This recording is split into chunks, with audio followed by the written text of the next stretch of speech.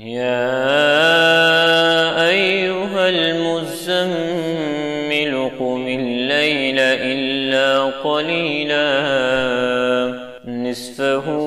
أو انقص منه قليلا أو زد عليه ورتل القرآن ترتيلا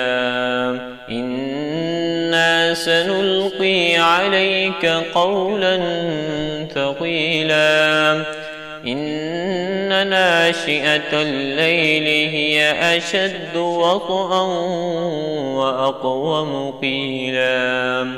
إن لك في النهار سبحا طويلا واذكر اسم ربك وتبتل إليه تبتيلا رب المشرق والمغرب لا إله إلا هو فاتخذه وكيلا واصبر على ما يقولون واهجرهم هجرا جميلا وذرني والمكذبين أولي النعمة ومهلهم قليلا إن لدينا أنكالا وجحيما وطعاما ذا غصة وعذابا أليما يوم ترجف الأرض والجبال وكانت الجبال كثيبا مهيلا إنا أرسلنا إليكم رسولا شاهدا عليكم كما أرسلنا إلى فرعون رسولا فعصى فرعون الرسول فأخذناه أخذا وبيلا فكيف تتقون إن كفرتم يوما يجعل الولدان شيبا السماء منفطر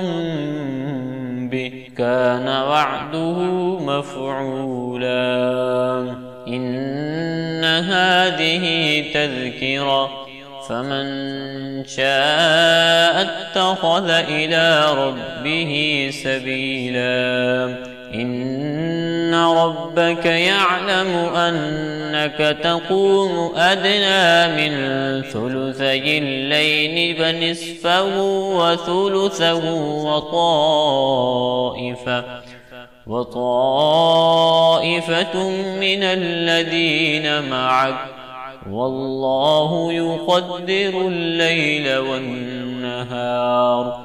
علم أن لن تحصوه فتاب عليكم فاقرؤوا ما تيسر من القرآن علم أن سيكون منكم مرضى وآخرون يضربون في الأرض يبتغون من فضل الله وآخرون يقاتلون في سبيل الله فاقرؤوا ما تيسر منه وأقيموا الصلاة وآتوا الزكاة وأقرضوا الله قرضا حسنا وما تقدموا لأنفسكم من خير تجدوه عند الله هو خيرا وأعظم